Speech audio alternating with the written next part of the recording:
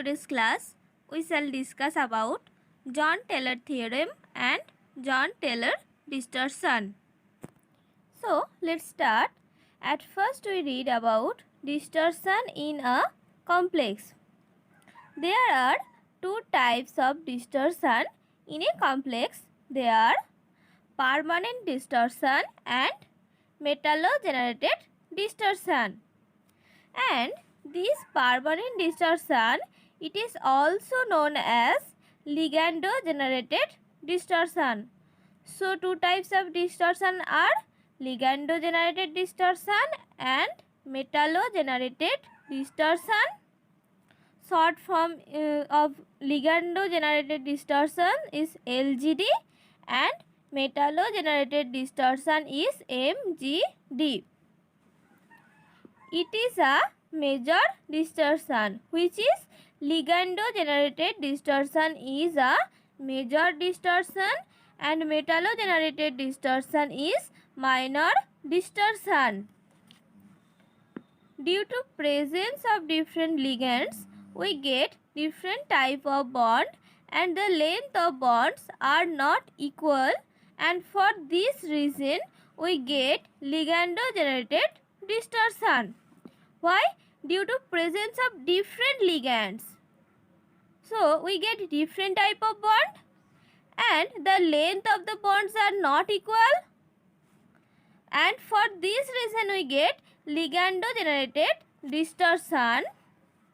And for metallo-generated distortion, here all ligands are same but all the bond lengths are not same. Due to this metallo-generated distortion, this happens. What happens? This distortion happens.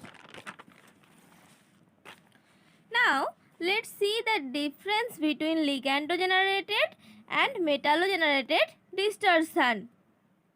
So, let's see ligando-generated distortion, metallo-generated distortion.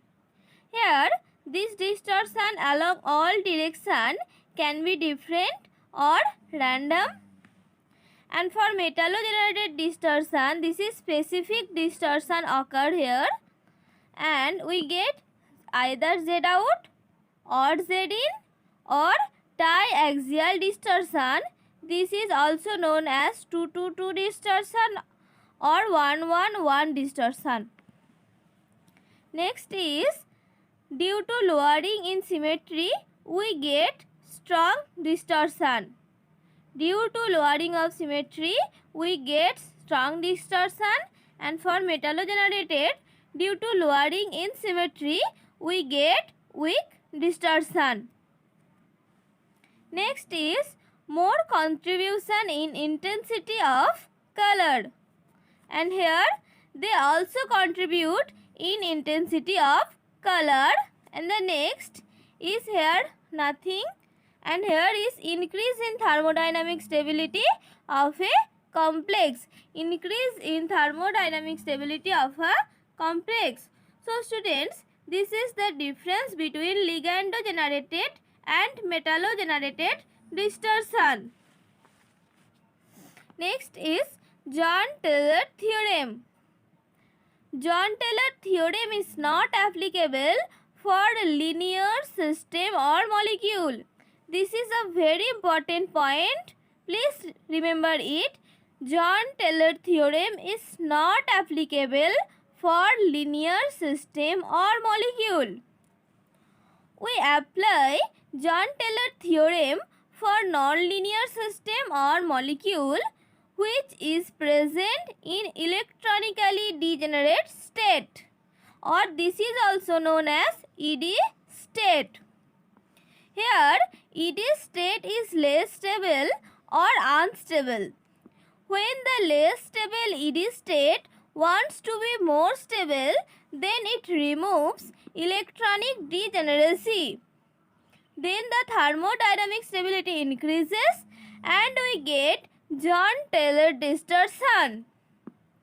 From John Taylor distortion, we get John Taylor splitting and John Taylor stabilization energy. It is also known as JT SE. John Taylor stabilization energy. So student, this is John Taylor theorem. Now we shall discuss about electronical degeneracy. There are three types of electronical degeneracy.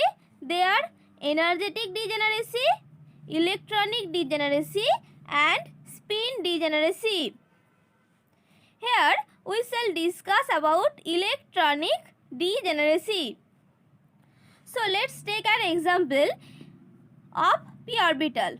We know px, py and pz, three orbitals. Now for p1, that means here one electron is present. So this electron can be here, or it can be here, or it can be here. It can be here or here or here. So this electron can move everywhere. That means this p1 is present in ED state because this is unsymmetrically filled. So this is present in ED state. Next is p3. Here this electron is present, here this and here this. Here the electrons cannot move everywhere because these are present symmetrically. So it is present in non-ED state. Are you understand how we understand that what is present in ED state and what is non-ED state? So let's see. If orbitals are unsymmetrically filled, then they show ED state. What happened? If orbitals are unsymmetrically filled, then they show ED state.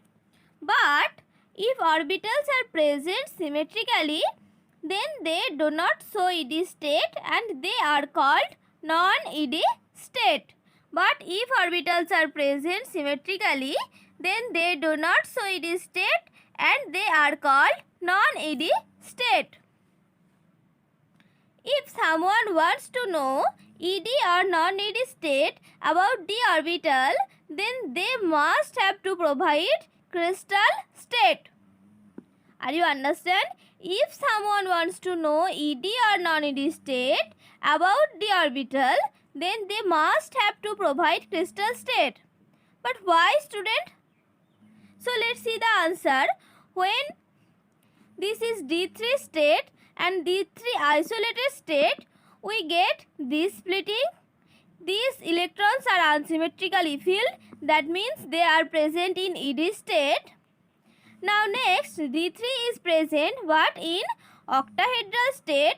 So for octahedral state, we get splitting and these three electrons present here and this is symmetrically filled. That means this D3 in octahedral state is present in non-ED state. So here D3 is present in ED state and here D3 is present in non-ED state. For this reason, we have to provide crystal state. Next example, D5 in isolated state. Here all the electrons are present symmetrically. That means they are non-ED state. And for D5 octahedral state, we get this, that is non-ED state. Next, ED state is unstable. Why? Why ED state is unstable? Here we take an example of E1. E1 is present here. Let's see, one electron is present. This is unsymmetrically filled. That means this is present in ED state or electronically degenerate state. Now, when these orbitals get splitted in John-Taylor splitting, what do we get? This one electron is present here. So this is symmetrically filled. That means this is present in non-ED state. And this is barycenter, and below the barycenter minus X energy released. This is minus X released energy and it is known as John-Taylor stabilization energy. What is this? X is known as John-Taylor stabilization energy. It is also known as secondary stabilization energy. It is also known as secondary stabilization energy. So firstly, we get ED state. Here Firstly, we get eddy state, but when it splits, we get non-eddy state. When it splits, we get non-eddy state. For this reason, we can say that the eddy state is very unstable. Are you understand, student? For this reason, we can say that the eddy state is unstable. Now, this is the formula for calculating JTSC. What is the full form of JTSC? The full form of JTSC is John Taylor stabilization energy equal to energy of non-eddy state, energy of electron present in non-eddy state minus energy of electron present in eddy state. Are you understand, student? This is the formula for John Taylor stabilization energy. So, this is all about today's lecture. Thank you.